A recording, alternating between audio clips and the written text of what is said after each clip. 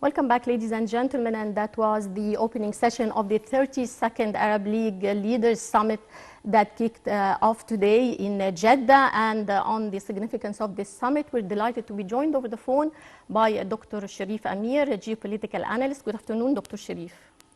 Good afternoon. Dr. Sherif, this year's summit comes amid several crises taking place in the Arab region and also on the international level. We have the Palestinian issue, we have the conflict in Sudan, we have climate change issues. So do you think we need an urgent Arab unity? We need one solidified front regardless of conflict of interest? Well, as President Sisi said, and the Crown Prince of Saudi Arabia, Mohammed bin Salman, said also that we are living in a historic era. The world is changing around us, and we have to be aware that this change is affecting us. We have a huge obstacle in the Arab world now, which is the Israeli-Arab conflict, as you said, and the conflict in Sudan. And we have just achieved something positive, which is the return of Syria to the Arab house.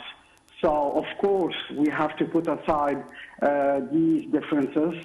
And the Arab world showed its capability to do it, to put aside these differences in order to find a solution to some of the problems. We cannot find a solution for all the problems, but some of the problems that are taking place now, and we all know that it will take place in the coming future as the world is changing, and we don't know to where exactly it's heading. So unity would help us to go through this storm.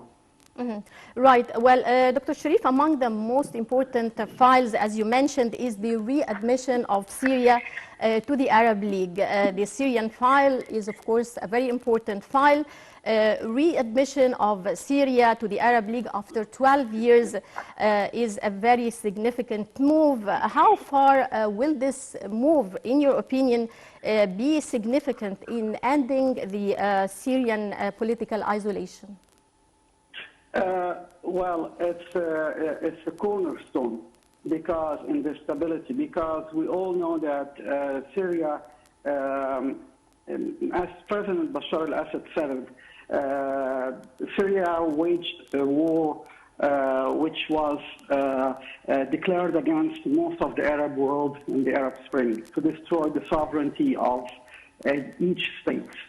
And fortunately, here in Egypt, we have, with unity, we have been able to resist this conspiracy to destroy our sovereignty. And Syria did the same thing, but unfortunately other countries did not, like Libya.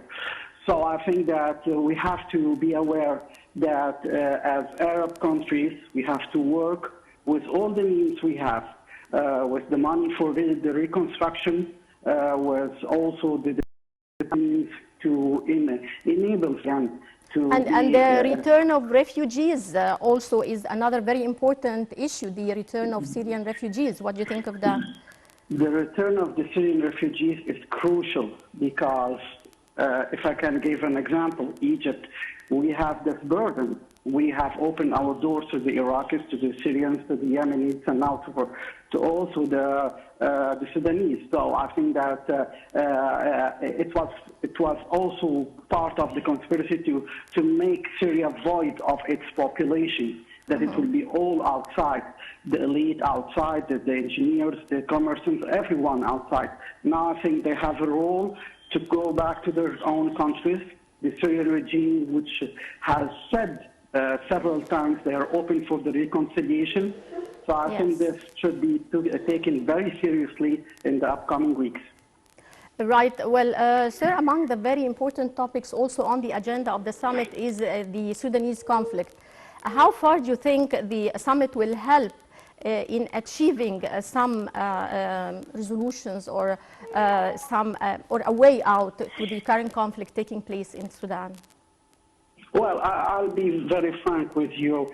I don't think that it will be achieved that quickly. the situation in Sudan is very complex.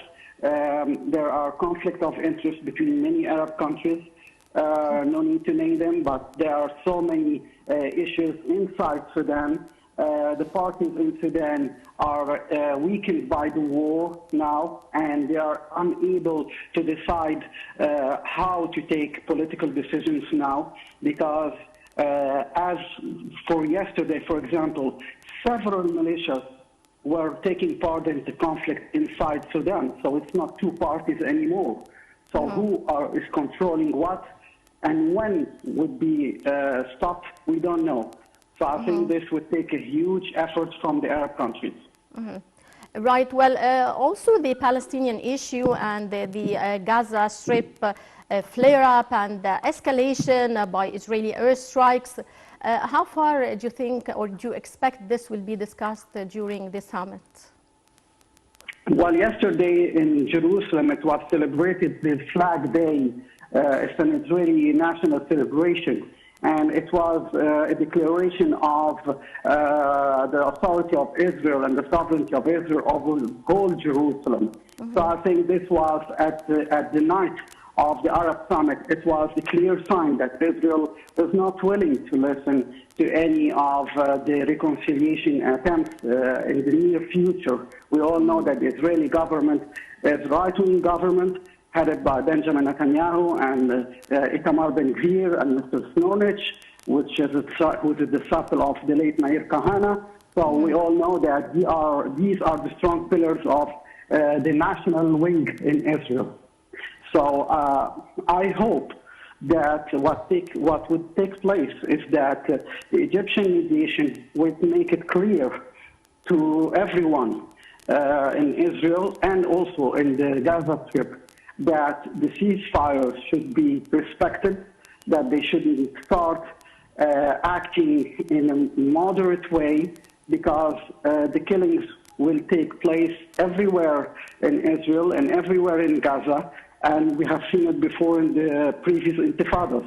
So there is no need for this escalation at that time. Right. Also, President Abdel Fattah el-Sisi delivered a speech at the opening session of the Arab Summit. He focused on Arab unity, Palestinian issue, conflict in Sudan. Sir, what were the most important messages delivered through the President's speech, in your opinion? The Arab unity. He stressed that we have to be united, because President Sisi gave a glimpse of what took place several years ago in the Arab Spring. He didn't cite it explicitly, but he said it, that it was a huge plan to destroy the sovereignties, and Egypt always stressed on the respect of the sovereignties of the countries. This is our position in the Syrian conflict, and we were right. And now the Syrian government, legal government, is in place in its own chair, back to the Arab house. The same thing we're stressing on Sudan. We're doing the same thing in Yemen. So Egypt, and the same thing in Libya. Egypt's policy is one. It's about the sovereignty, and we are still, and President Sisi still, giving this clear message to the Arab world. Beware, the target is the sovereignty and the unity of the lands of the Arab world. Right. Well, sir, all countries are looking forward, and all eyes are turned on the outcomes of the Jeddah summit to reach recommendations and solutions for many pending issues in the region. What's your take on that? This Arab summit, I think it's not only historic because it has Syria back. It's historic because there is a new leadership in many Arab countries, and I think that we have seen countries who are beginning to witness some stability, like Algeria, like Tunisia, like Syria, and this is very positive sign. Of course, we have another difficulty, which is the problem of Sudan. So I think this is a new obstacle. We will work together on it. One of the subjects that I think that was not opened and maybe purpose, it's Iran. Because we all know that Iran is starting negotiating with several Arab countries, making peace with Saudi Arabia and the Gulf states. So I think that let's wait and see. Many things will happen. Our region is full of surprises, and maybe at one time there will be an escalation or maybe a breakthrough. Who knows? Right. Well, I would like to thank you very much, Dr. Sherif Amir, our geopolitical analyst. Many thanks for your insight, sir. Always a pleasure having you.